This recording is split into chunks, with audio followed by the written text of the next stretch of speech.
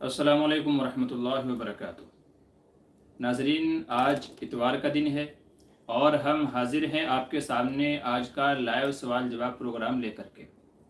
आज की जो ये हमारी मजलिस है ये है 102, यानी अल्हम्दुलिल्लाह पिछले कई सालों से जो हमारा ये सिलसिला चल रहा है तो 102 आज की मजलिस है ये सवाल जवाब की, और बहुत सारे मसले मसाइल आज की इस वीडियो के अंदर इंशाल्लाह इस प्रोग्राम में सेशन में हम लोग हल करेंगे। पिछले हफ्ते हमारे किसी एक भाई ने सवाल किया था जो मैं देख नहीं पाया लाइव सवाल जवाब के अंदर, तो सबसे पहले उन्हीं के सवाल का जवाब देते हैं। उनका सवाल ये था कि नमाज जनाजा में इमाम मैयत के किस तरफ खड़ा होगा, किस जगह खड़ा होगा, जिस्म के किस हिस्से के मुकाबिल में इमाम नमाज जनाजा में खड़ा होगा, ये उनका भाई का सवाल था। तो उसका जवाब ये है कि असल में इस सिलसिले में उलमा के दो कौल हैं, दो नुक्ता नज़र हैं। बाज़ उलमा कहते हैं कि अगर मैयत औरत है तो उसके पेट के मुकाबिल खड़ा होगा, और अगर मर्द है तो उसके सीने के मुकाबिल खड़ा होगा। और इस सिलसिले में जो उनकी दलील है वो हज़रत अनस रज़ी अल्लाह अन्हु की रिवायत है, जिसमें है कि हज़रत अनस रज़ी अल्लाह अन्हु ने एक जनाजे की नमाज़ पढ़ाई जो औरत थी, तो आप उसके पेट के मुकाबिल में खड़े हुए। फिर कुछ वक्त के बाद में एक मर्द का जनाजा लाया गया और आप उसके सीने के मुकाबिल खड़े हुए, सर के मुकाबिल खड़े हुए और नमाज जनाजा पढ़ाई। तो किसी ने पूछा कि जो आपने फ़र्क किया है नमाज जनाजा पढ़ाने में, तो क्या आपने हुजूर सल्लल्लाहु अलैहि वसल्लम को इस तरीके से करते देखा? तो उन्होंने कहा कि हाँ, मैंने हुजूर सल्लल्लाहु अलैहि वसल्लम को ऐसे नमाज पढ़ाते हुए देखा, और तुम लोग भी इसे महफूज कर लो। जामे तिरमिज़ी की रिवायत है, जिसको इमाम तिरमिज़ी रहमतुल्लाह अलैह कहते हैं कि रिवायत हसन है। तो इसलिए बाज़ उलमा का नुक्ता नज़र ये है कि अगर मैयत मर्द है तो उसके सीने के मुकाबिल, सिर के मुकाबिल खड़ा हो, और अगर औरत हो तो उसके पेट के मुकाबिल खड़ा हो। दूसरे उलमा जिनके अंदर फुक़हा अहनाफ हैं, तो फुक़हा अहनाफ रहमतुल्लाहि अलैह ये फरमाते हैं कि मैयत चाहे मर्द हो या चाहे औरत हो, बहर दो सूरत उसके सीने के मुकाबिल खड़ा होना चाहिए। सीने के मुकाबिल खड़ा हुआ जाएगा, मैयत मर्द हो या औरत हो, उससे कोई फ़र्क नहीं पड़ेगा। और ये यूँ कहते हैं कि असल में सीने के मुकाबिल जो खड़ा हुआ जाएगा उसकी वजह ये है कि ईमान का जो ताल्लुक़ है वो दिल से है, यानी आदमी के दिल में ईमान रहता है। ईमान का जो ठिकाना है वो दिल है, और नीयतें वो दिल से की जाती हैं। तो इंसान की तमाम ज़िंदगी का दारोमदार, नीयतों का दारोमदार, अमाल का दारोमदार सब दिल पे है, और इसी की वजह से चूँकि इस दिल के अंदर ईमान है, उसी की वजह से आदमी बख्शा जाएगा। तो जिस्म के अंदर, बॉडी के अंदर अगर सबसे कोई रईस आज़ाए रईसिया जिनको कहा जाता है, सबसे मोहतरम अगर कोई उज़्व है तो वो है दिल। इसलिए सीने के मुकाबिल खड़ा होना चाहिए कि इसी की वजह से बंदा क़यामत में बख्शा जाएगा कि इस दिल के अंदर ईमान था। तो वो उलमा ये फरमाते हैं कि सीने के मुकाबिल खड़ा होना चाहिए।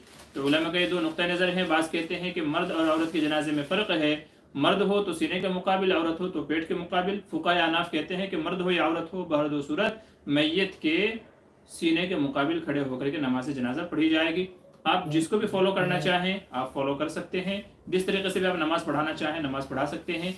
याद रखिए कि इसमें नाजायज़ और हराम वाला मसला नहीं है, अफजल गैर अफजल का मसला है कि अफजल तरीका क्या है, इस तरीके से पढ़ाई जाए या उस तरीके से पढ़ाई जाए। तो ये जो मसला है ये अफजल गैर अफजल का है। बाकी आप जैसे भी नमाज़ पढ़ा देंगे, नमाज उस तरीके से नमाज जनाजा अदा हो जाएगी। तो ये हमारा सवाल था जो पिछले हफ्ते किसी भाई ने पूछा था, तो उसका जवाब मैंने दे दिया गया है। पहला सवाल उन्हीं का है।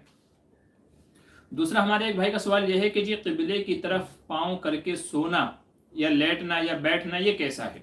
क्या हम क़िबले की तरफ, काबे की तरफ, बैतुल्लाह शरीफ की तरफ हम पाँव कर सकते हैं या नहीं कर सकते हैं?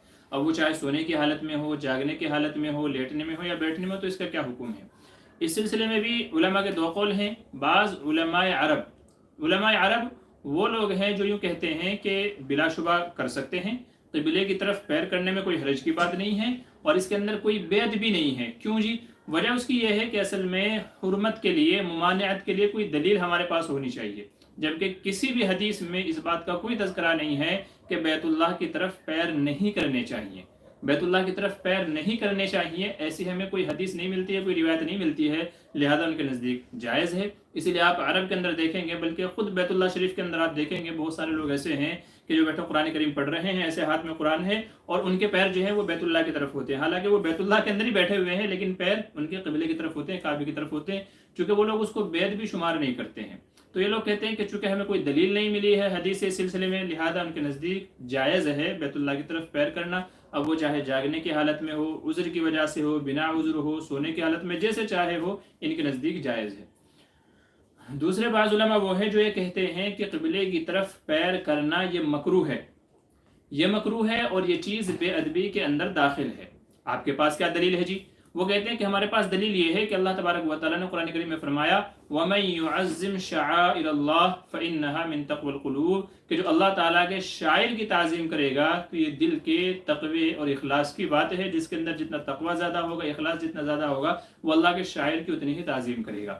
اور بیت اللہ یہ اللہ کے شاعر میں سب سے بڑا شعار ہے۔ شعار کے معنی ہوتے ہیں کہ پہچان اور علامت، تو اسلام کے مسلمانوں کی پہچان علامت اس کی سب سے بڑی کیا ہے؟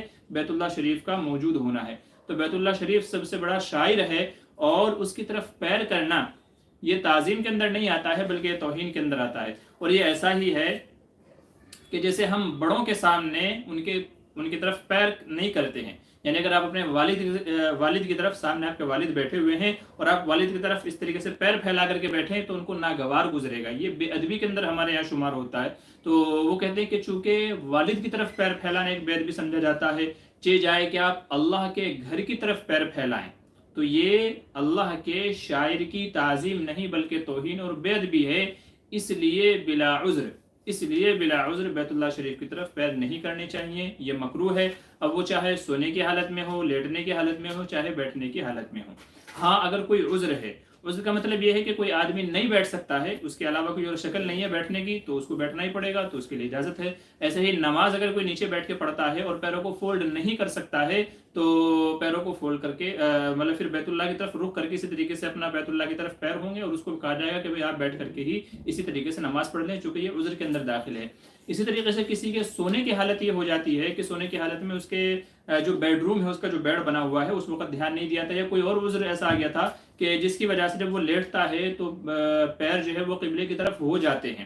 اب یہ عذر ہے، اب اگر اس کو چینج کر سکتے ہیں تو بہتر تو وہی ہے کہ چینج کر لینا چاہیے، لیکن اگر چینج نہیں کر سکتے ہیں تو پھر علماء فرماتے ہیں کہ یہ بھی عذر کے اندر داخل ہو جائے گا، اور پھر ایک اعتبار سے یہ کہہ لیجئے کہ اس کی بھی گنجائش ہوگی، اگرچہ کوشش یہی کرنی چاہیے کہ اس طرف پیر نہ کرے۔ دوسری بات یہ ہے کہ عموماً عذر کے اندر یہ شکل پیش آتی ہے، ورنہ جان بوجھ کر تو کوئی بھی بیت اللہ کی طرف پیر کرنے کی جرت نہیں کرے گا۔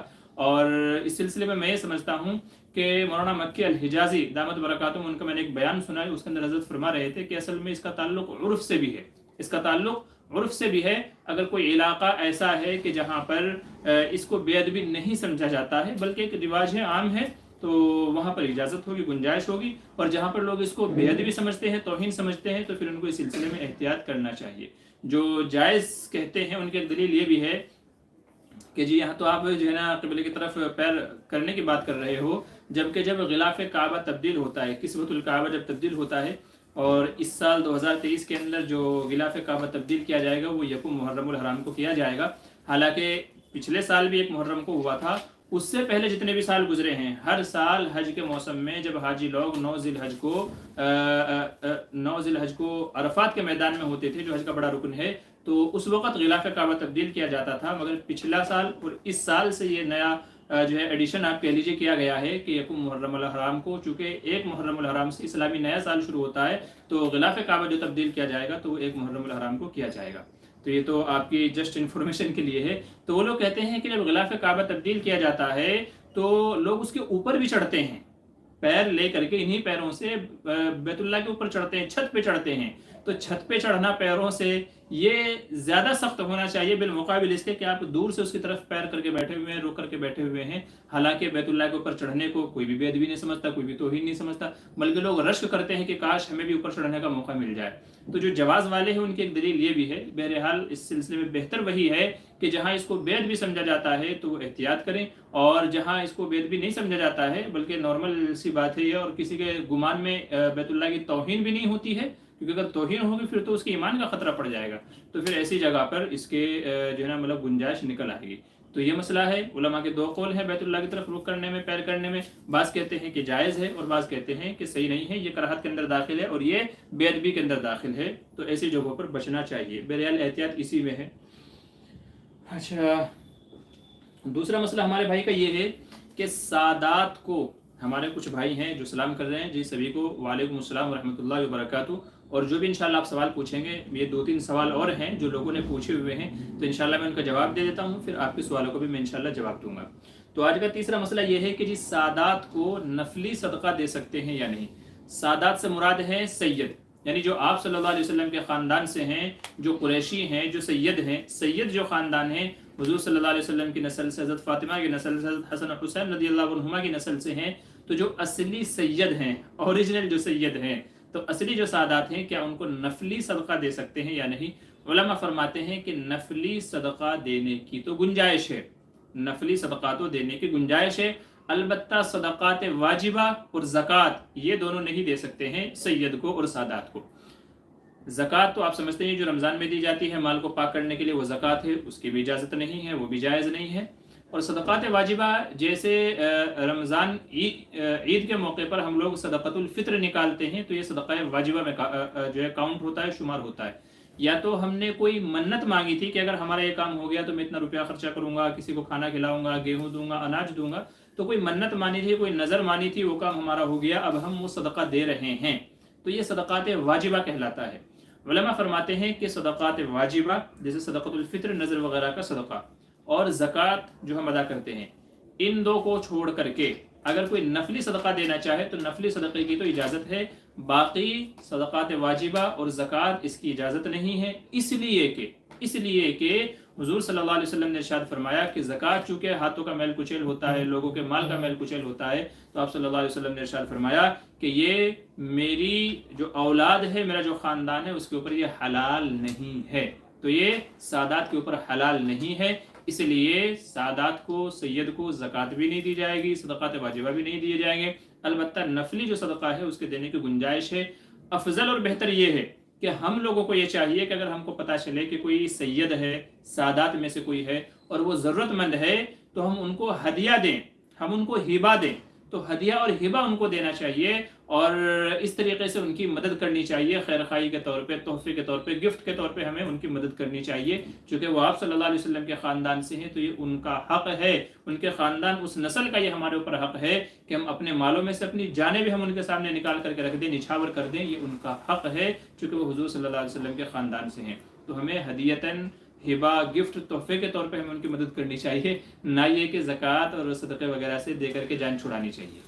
तो भाई ने सवाल पूछा, उसका जवाब ये है। अच्छा जी, और एक सवाल आज का ये है, ये कह रहे हैं कि जी बाज़ मदारिस में देखा गया है कि बच्चों को सज़ा के तौर पर टकला कर देते हैं, या तो कहीं स्कूल है, स्कूल में निज़ाम हो कि जी सज़ा के तौर पर मसलन कोई लेट आया, गैर हाज़िरी हो गई, किसी ने सबक नहीं सुनाया, या बच्चों का आपस में झगड़ा, मतलब कोई भी ऐसी वजह हुई, पनिशमेंट के तौर पर, सज़ा के तौर पर बच्चों को टकला कर दिया गया, गंजा कर दिया गया, टुंड करना जिसे कहते हैं। तो सवाल यह है कि क्या सज़ा के तौर पर बच्चों को टकला किया जा सकता है।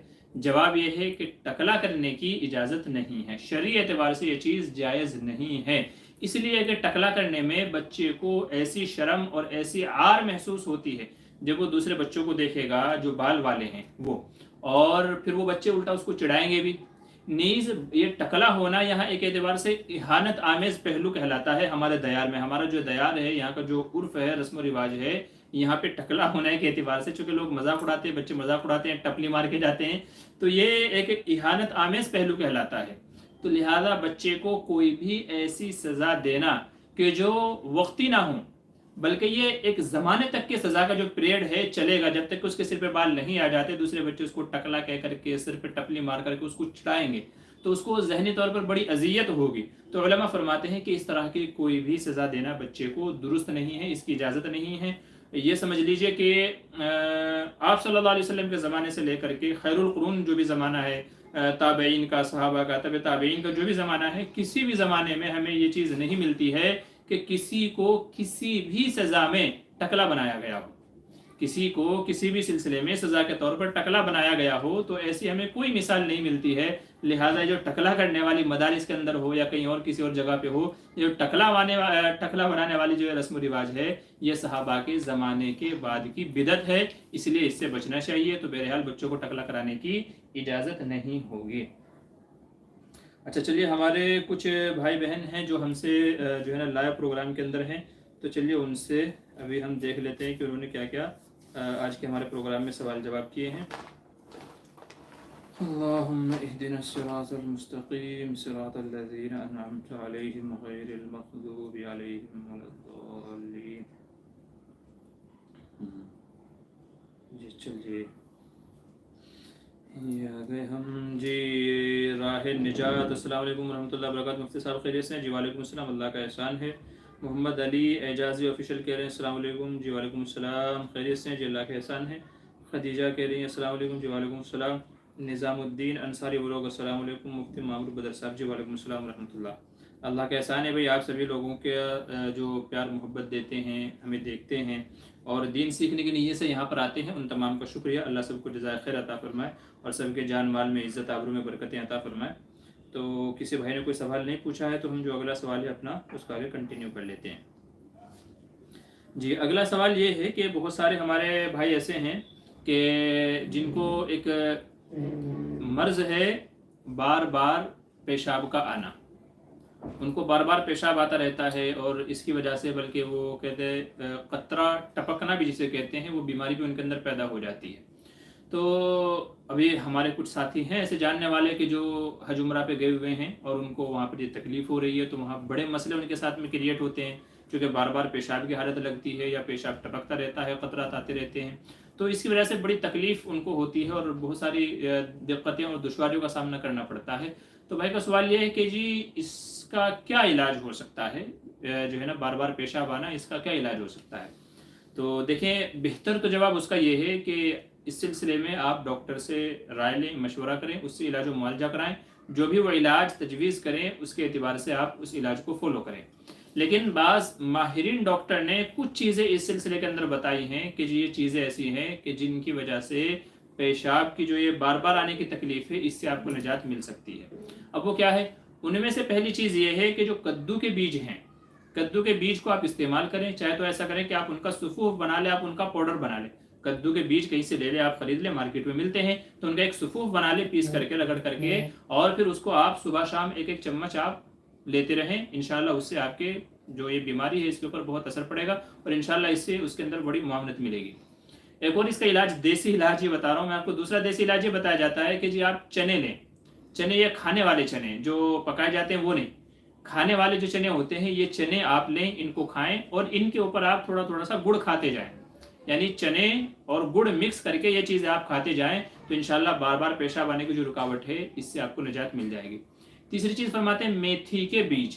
मेथी के बीज, मेथी के बीज भी आप मार्केट से ले लें। अब चाहे तो उनको आप ऐसे ही फाँक लें, अगर चूँकि वो थोड़ी कड़वी होती है, मेथी कड़वी होती है, तो अगर आप खा सकते हैं तो उसको ऐसे ही खा लें, वरना तो उसका भी आप सुफूफ बना लें, उसका पाउडर बना लें और उस पाउडर को आप दूध के साथ में इस्तेमाल करते जाएं। तो ये 3 इलाज जो है ना माहिर लोग, डॉक्टर लोग कहते हैं कि जिस शख्स को बार बार पेशाब के आने की बीमारी है, तकलीफ है, वो इंशाल्लाह इसको जो है ना अपने अमल के अंदर लेकर के आए, इंशाल्लाह उसको इफाका होगा, उसको फ़ायदा होगा। बाकी किसी माहिर हकीम से या डॉक्टर से भी राय मशवरा करता रहे और वो जो इलाज तजवीज़ करे उसके मुताबिक भी अमल किया जा सकता है।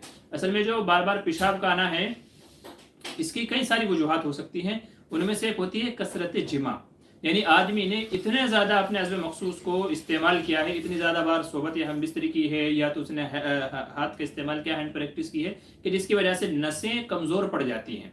अज़्व मखसूस की जो नसें हैं वो कमज़ोर पड़ जाएंगी। जब वो कमज़ोर पड़ जाएंगी तो उनमें पेशाब नहीं रुकेगा, उनमें पेशाब नहीं रुकेगा। उमूमन जब हमें पेशाब आता है, तकाजा जब होता है, जब हमारी जो नसें हैं उनकी बर्दाश्त से बाहर हो जाता है तो हमें पेशाब का तकाजा आता है। बाकी जब तक कि नसें मजबूत होती हैं, वो पेशाब को रोकने की सलाहियत रखती हैं, तब तक कि हमें पेशाब का तकाजा नहीं आता है। तो जब ये नसें कमज़ोर पड़ जाती हैं तो फिर हमें वो बीमारी पैदा होती है कि वो नसें रोक नहीं पाती है, तो ऊपर से जो पेशाब आता है वो डायरेक्ट निकलना चालू हो जाता है और बार बार हमें पेशाब की हाजत होती है। तो इसकी एक बड़ी वजह तो ये है। बाज़ लोग कहते हैं कि आपको अगर किडनी का मसला है, किडनी अगर आपकी ख़राब हो गई है और वो बराबर काम नहीं कर रही है, तो उसकी वजह से भी ऐसा होता है कि बार बार आपको पेशाब आना जो है शुरू हो जाता है। तीसरा फरमाते हैं आपको ऐसा बुखार ऐसा आ गया है کہ جو حد سے زیادہ جو ہے نا اس کا لیول بڑھ گیا ہے، تو حد سے زیادہ بخار کا آنا اور بار بار بخار کا آنا، تو اس کی وجہ سے بھی آپ کو جو ہے نا پیشاب آتا ہے۔ اور عورتوں کے اندر جو لیکویریا وغیرہ کی جو بیماری ہوتی ہے، فرماتے ہیں کہ حمل کی وجہ سے کبھی کبھی ایسا ہوتا ہے کہ حمل پریگننسی جو ہوتی ہے عورت کی، اس کی وجہ سے بھی کبھی کبھی اس کو یہ پیشاب کے بار بار آنے کی تکلیف شروع ہو جاتی ہے۔ اسی طریقے سے ہمارے یہاں بہت ساری ایسی میڈیسن دوائیاں کھائی جاتی ہیں کہ جن کا ریئیکشن یہ ہوتا ہے کہ جس کی وجہ سے بیماری ہمیں پیدا ہو جاتی ہے۔ ہمارے یہاں پین کلر کھائی جاتی ہیں سر درد کے لیے، پیروں میں دکھن کے لیے اور کمر درد کے لیے، بہت ساری چیزوں کے لیے، تھکان وغیرہ کے لیے پین کلر جو دوائیاں کھائی جاتی ہیں، کبھی کبھی ان کا ریئیکشن یہ ہوتا ہے کہ اس کی وجہ سے بھی پیشاب کی تکلیف شروع ہو جاتی ہے۔ اور بعض کہتے ہیں کہ پیٹ کے اندر اگر آپ کا پیٹ خراب ہے، آپ کو گیس کے پرابلم ہے، کھانا برابر ہضم نہیں ہوتا یا کوئی اور مسئلہ ہے، تو اس کی وجہ سے پیٹ کے انفیکشن کی وجہ سے بھی کبھی کبھی یہ ہوتا ہے کہ آپ کو یہ تکلیف اور یہ بیماری شروع ہو جاتی ہے۔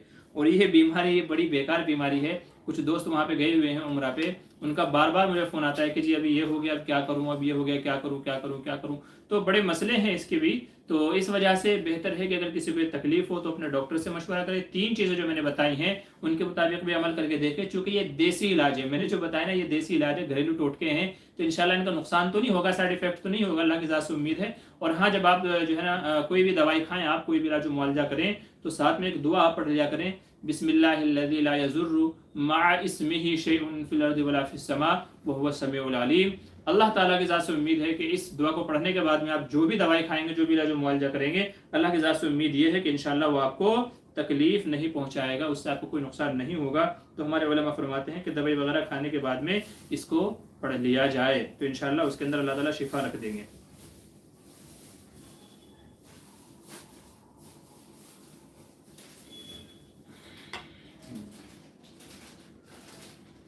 جی، ہماری بہن خدیجہ پوچھ رہی ہیں، مفتی صاحب کیا کوئی عورت سوشل میڈیا پر اپنی ویڈیوز ڈال سکتی ہے پردے میں؟ دیکھیے، ویڈیوز ڈالنے کو علماء نے منع کیا ہے، بلکہ اگر آپ دارالعلوم دیوبند کا فتویٰ اٹھا کر کے دیکھیں گے تو اس میں تو مردوں کو بھی منع کیا گیا ہے، چاہے جائے کہ عورت کو منع کیا جائے۔ تو بھلے ہی پردے میں سے ہی، لیکن اگر عورت اپنا فیس دکھاتی ہے، یعنی عورت اس طریقے سے سامنے آتی ہے، بھلے ہی اس کا فیس کور ہو، پردے کے اندر ہو، لیکن تب بھی علماء فرماتے ہیں کہ وہ فتنے سے خالی نہیں ہے۔ اور اس کی موٹی سی مثال میں آپ کو بتاؤں کہ وہ چینلز کے جو عورتوں نے کریٹ کیے ہوئے ہیں، بنائے ہوئے ہیں، اب وہ چاہے مسئلے مسائل کے لیے ہوں، وہ چاہے نعتوں کے لیے ہوں، یا وہ چاہے سینے پرونے کے کسی بھی چیز کے لیے ہو، جس چینل پہ عورت آتی ہے، اپنا فیس دکھاتی ہے یا فیس کور کر رکھتی ہے، اس سے کوئی فرق نہیں پڑے گا۔ تو آپ اس کے ویوز دیکھیں، اس کے آپ سبسکرائبر دیکھیں، چونکہ مردوں کو جو اٹریکشن ہے نا زیادہ، وہ عورتوں سے ہوتی ہے۔ تو وہ خاص کر کے اگر پردے میں ہے تو آدمی اور دیکھنے کی کوشش کرتا ہے کہ یہ پردے میں ہے کون، بس ایک موقع مل جائے مجھے دیکھنے کا، جب تک کہ نہیں دیکھے گا اس کو چین نہیں ملے گا۔ تو اسی میں کچھ شرارتی لوگ کیا کرتے ہیں، آپ پردے میں ہیں، بڑی اچھی بات ہے، لیکن وہ کیا کریں گے، آپ کو کمنٹس کریں گے، سوال پوچھیں گے، آپ سے قربت بڑھانے کی کوشش کریں گے، فون نمبر آپ سے مانگیں گے، طرح طرح کے وہ حربے آزمائیں گے، کس طریقے سے آپ سے دوستی، یعنی آپ سے نہیں، جو بھی ہماری بہنیں کام کر رہی ہیں سلسلے میں، تو وہ کوشش کریں گے کہ کیسے ان سے ہماری قربت بڑھ جائے، ان سے رابطے ہو جائیں، اور پھر جو بھی شیطانی چال ہے، جو بھی کھیل ہے، وہ شروع کر سکیں۔ تو اس لیے عورت کا اس طریقے سے سوشل میڈیا پہ آنا، یوٹیوب پہ، فیس بک پہ، انسٹا وغیرہ کے اوپر آنا، یہ فتنے سے خالی نہیں ہے، اور شریعت نے ہر وہ دروازہ بند کر دیا ہے۔ چونکہ میں مرد ہوں نا، تو میں جانتا ہوں اس کی خرابیوں کو، میں جانتا ہوں۔ آپ یہ نہ کہیں کہ جی عورتوں کو کیوں منع کیا جا رہا ہے، تو جو منع کیا جا رہا ہے نا، وہ آپ کی حفاظت کے واسطے منع کیا جا رہا ہے، کیونکہ کچھ ایسی ہیں جنہیں سے سابقہ پڑھ چکا ہوگا، انہوں نے اپنے چینل ہی بند کر دیے ہیں، چینل ہی انہوں نے ٹرمینیٹ کر دیے ہیں، اتنا ان کو اریٹیٹ کیا گیا، اتنا ان کو پریشان کیا گیا کہ انہوں نے اپنے چینل ہی ٹرمینیٹ کر دیے ہیں۔ اگر آپ کو چاہیے تو اس طرح کی ویڈیوز بھی آپ کو مل جائیں گے۔ تو بہرحال چونکہ عورت کا نا فتنے سے خالی نہیں ہے، یہ میں نہیں کہہ رہا ہوں، اللہ تعالیٰ قرآن کریم میں فرما رہے ہیں زُيِّنَ لِلنَّاسِ حُبُّ الشَّهَوَاتِ مِنَ النِّسَاءِ، کہ آدمی کو سب سے زیادہ جس چیز کی طرف اٹریکشن ہوتی ہے، لگاؤ ہوتا ہے، کھنچاؤ ہوتا ہے، وہ فرمایا وہ عورتوں کی طرف شہوت ہے۔ زُيِّنَ لِلنَّاسِ حُبُّ الشَّهَوَاتِ مِنَ النِّسَاء، آپ اس کا ترجمہ اٹھا کر کے دیکھ لیں، تفسیر آپ اس کی اٹھا کر کے دیکھ لیں، تو آپ کو معلوم پڑ جائے گا کہ مردوں کے نزدیک سب سے زیادہ محبوب چیز اول نمبر پہ وہ ہے عورتوں کی طرف کھینچے چلے جانا، عورتوں سے اٹریکٹ، عورتوں سے روابط، تعلقات، عورتوں سے محبت، یہ سب سے زیادہ محبوب ہے مردوں کو۔ تو اس لیے بھلے ہی پردے میں کوئی کرے، لیکن پھر بھی یہ فتنے سے خالی نہیں ہے، اس لیے بہتر یہ ہے کہ اس سے بھی بچا جائے۔ ہاں، اگر صرف آڈیو ہو، حالانکہ میں پرسنلی سجیسٹ نہیں کروں گا، علماء نے اس سلسلے میں کیا کہا ہے اس کا تو مجھے فی الحال علم نہیں ہے، لیکن پرسنلی آڈیو بھی میں سجیسٹ نہیں کروں گا کہ کوئی اس کو بھی بنائے۔ کیوں؟ اس لیے کہ آڈیو سے भी वही तकरीबन फितने शुरू हो सकते हैं कि जो वीडियोस की शक्ल में हो सकते हैं। अच्छा, दूसरी बात यह है कि जो आप पैगाम पहुंचाना चाह रहे हैं, जाहिर सी बात है कि आपका मकसद जो होगा वो नेक ही होगा। आप नात की बना करके डालना चाह रहे हैं, मसले मसाइल की डालना चाह रहे हैं, या कोई भी और ऐसी चीज़ होगी जिससे आप चाह रहे हैं कि इससे उम्मत को फ़ायदा हो सकता है, तो आप नेक नीयत से शुरू करना चाह रहे हैं। लेकिन मेरा एक सवाल ये है कि क्या उस टॉपिक पर मर्दों की वीडियोस, ऑडियोज, बयानात, तहरीरें क्या मौजूद नहीं हैं? आपका जवाब होगा कि जी मौजूद हैं। आपका जवाब यही होगा कि जी मौजूद हैं। मेरे ख्याल से कोई टॉपिक ऐसा नहीं बचा है कि जिसपे मर्दों की ऑडियो, वीडियो, बयानात, तहरीरें वगैरह ना हों।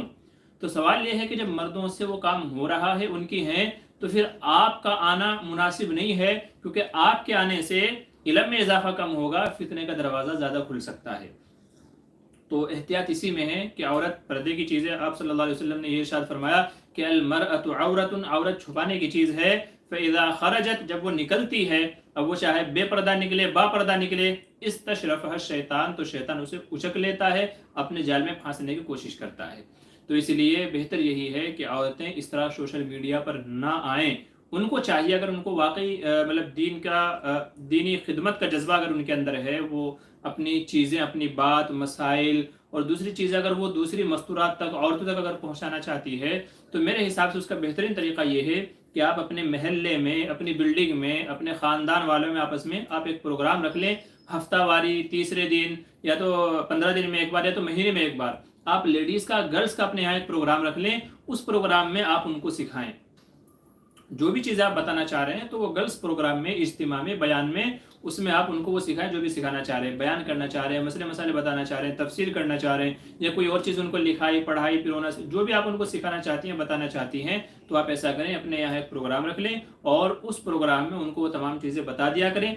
फेस टू फेस आप जो उनको बताएंगी तो इंशाल्लाह वो आपको ज़्यादा फ़ायदा पहुंचाएगी। दूसरे ये है कि पूरे मोहल्ले में अल्लाह ताला आपकी महबूबियत डाल देगा और तमाम औरतें आपकी रिस्पेक्ट भी करेंगी, इज्जत भी करेंगी, और वक्त और मौका पड़ने पे वही आपके काम आएगी। ये जो सब्सक्राइबर है ना, मेरे ख्याल से शायद ज़रूरत पड़ने पर इनमें से कोई नहीं आप पास आएगा, कोई भी नहीं आएगा, वो आ भी नहीं पाएंगे बेचारे। हज़ार हज़ार, दो हज़ार किलोमीटर दूर रहते हैं, 10 हज़ार किलोमीटर दूर रहते हैं, तो वो कैसे आएंगे जब हमें जो मदद की ज़रूरत पड़ेगी। तो मदद में अपने घर वाले, अड़ोसी पड़ोसी, ख़ानदान वाले, गांव वाले, यही काम आते हैं। तो इसमें आप अपनी जितनी इज्जत बना करके रखेंगे वो आपको ज़्यादा फ़ायदा देगी। इसलिए स्पेशली औरतों से मेरी ये गुजारिश और उनसे रिक्वेस्ट, और मैं उनको ये सजेस्ट करना चाहूँगा कि अगर आप वाकई कोई काम करना चाहते हैं दीनी एतबार से, दुनियावी एतबार से, लोगों की भलाई के लिए, तो आप अपने यहाँ औरतों का प्रोग्राम रख करके, इज्तिमा रख करके उसके अंदर ये चीज़ें करें। इंशाल्लाह इसका फ़ायदा ज़्यादा होगा बिलमुकाबिल सोशल मीडिया पे आने से, कि इससे आपको नुकसान ज़्यादा होगा। जी चलिए, काफ़ी वक्त चला गया। और फैसल किंग कह रहे हैं, बेशक आपने सही फरमाया, जी शुक्रिया। और खदीजा जी जज़ाकल्लाह खैर, जी शुक्रिया मसला समझने के लिए, कि समझना ही बहुत ज़रूरी है। हमारा काम बताना है, सामने वाला समझ जाए, उसको एक्सेप्ट कर ले, वो भी बड़ी बात है। जी अच्छा, हमारे एक भाई निज़ामुद्दीन अंसारी, वो लोग कह रहे हैं पाँचों नमाजों में गैर मुअक्कदा सुन्नत कौन कौन सी है, प्लीज़ जवाब दे मुफ्ती साहब। देखिए, वैसे तो ये है, अगर आप जो है ना नेट के ऊपर भी जाके सर्च करेंगे नमाजों की रकतें, तो वहाँ भी आपको मिल जाएगा कि भाई नमाज में, हर नमाज में कितनी रकतें होती हैं, उसमें से सुन्नत मुअक्कदा कितनी है, उसमें से सुन्नत गैर मुअक्कदा कितनी है। लेकिन अगर आप मुझसे पूछना चाह रहे हैं तो उसके भी जवाब सुन लीजिए। देखिए, मैं पाँचों नमाजों का आपको बता देता हूँ। सबसे पहले है फजर की नमाज, जो सुबह में पढ़ी जाती है। फजर की नमाज में टोटल 4 रकतें हैं। पहले 2 सुन्नत मुअक्कदा हैं, 2 फ़र्ज़ हैं, सिर्फ 4 ही हैं। इसमें जो 2 सुन्नतें पहले पढ़ी जाती हैं वो सुन्नतें मुअक्कदा हैं, मतलब पढ़ना ज़रूरी है, अगर नहीं पढ़ेंगे तो फिर गुनहगार होंगे। ठीक है, तो सुन्नतें मुअक्कदा हैं, 2 फ़र्ज़ हैं। उसके बाद है ज़ोहर में 12 रकतें हैं, 12 रकतें हैं। पहले 4 सुन्नतें मुअक्कदा, याद रखिए कि ये सुन्नतें मुअक्कदा हैं, अगर आप जानबूझ करके छोड़ेंगे तो गुनहगार होंगे। तो ये सुन्नतें मुअक्कदा हैं, फिर 4 फ़र्ज़ हैं, फिर 2 सुन्नतें मुअक्कदा हैं, बाद वाली भी 2 सुन्नतें मुअक्कदा हैं, फिर उसके बाद में 2 नफल हैं। तो इस तरह टोटल 12 रकतें होती हैं। तो ज़ोहर में पहले भी सुन्नतें मुअक्कदा हैं और बाद में भी सुन्नतें मुअक्कदा हैं। ठीक है, तो 12 रकतें हो गई ज़ोहर की। असर के अंदर टोटल 8 रकतें हैं। इन 8 रकतों में से पहले जो 4 सुन्नतें हैं ये सुन्नतें गैर मुअक्कदा हैं। तो असर में पहले जो 4 सुन्नतें हैं वो सुन्नतें गैर मुअक्कदा हैं, फिर 4 फ़र्ज़ हैं। तो असर में सुन्नतें गैर मुअक्कदा हैं। गैर मुअक्कदा का मतलब ये है कि अगर आप नहीं पढ़ेंगे तो बहुत ज़्यादा बड़ा उसका गुनाह आपको नहीं मिलेगा। पढ़नी चाहिए, अगर वक्त है तो हमको पढ़नी चाहिए, और अगर नहीं पढ़ेंगे तो फिर कोई इतना बड़ा गुनाह नहीं है जी। उसके बाद में आप ले लीजिए मगरिब की नमाज। मगरिब में पहले सुन्नतें नहीं हैं। मगरिब में पहले 3 फ़र्ज़ हैं, फिर 2 सुन्नतें मुअक्कदा हैं। जस्ट बाद में जो पढ़ी जाती है वो सुन्नतें मुअक्कदा हैं, और फिर साथ में 2 नफल है। तो टोटल 7 रकतें हैं, 3 फ़र्ज़, 2 सुन्नतें मुअक्कदा, 2 नफल। उसके बाद में इशा में 17 रकतें हैं। इशा में पहले की जो 4 सुन्नत हैं ये सुन्नतें गैर मुअक्कदा है। इशा से पहले जो सुन्नत है वो सुन्नतें गैर मुअक्कदा है। मतलब वही है कि आपको पढ़नी चाहिए, लेकिन अगर नहीं पढ़ेंगे तो कोई बड़ा मसला नहीं है। तो पहले 4 सुन्नतें गैर मुअक्कदा, फिर 4 फ़र्ज़, फिर उसके बाद में 2 सुन्नत, ये सुन्नत भी मुअक्कदा हैं, ये सुन्नत भी मुअक्कदा हैं। फिर उसके बाद में 2 नफल, फिर 3 वितर, फिर उसके बाद में 2 नफल। तो इस तरीके से टोटल 17 रकतें हैं। तो हम कह सकते हैं कि जिन नमाजों में सुन्नतें गैर मुअक्कदा हैं वो सिर्फ 2 हैं। नंबर 1 असर की नमाज, पहले की 4 सुन्नत। नंबर 2 इशा की नमाज, पहले की 4 सुन्नत। तो सिर्फ 2 नमाजों में सुन्नतें गैर मुअक्कदा हैं। बाकी में पहले हों या बाद में हों, सारी सुन्नतें क्या हैं? सुन्नतें मुअक्कदा हैं। मुअक्कदा का मतलब वही है जो मैंने बताया कि अगर छोड़ेंगे तो गुनहगार होंगे, पढ़ना चाहिए। सुन्नतें मुअक्कदा का हुक्म वाजिब के करीब है। बाज़ उलमा फरमाते हैं कि वाजिब के करीब है। जैसे वाजिब को छोड़ने वाला गुनहगार होता है, तो ऐसे ही सुन्नतों को छोड़ने वाला भी, सुन्नत मुअक्कदा को छोड़ने वाला भी गुनहगार होता है जी। ये हो गया आपके सवाल का जवाब।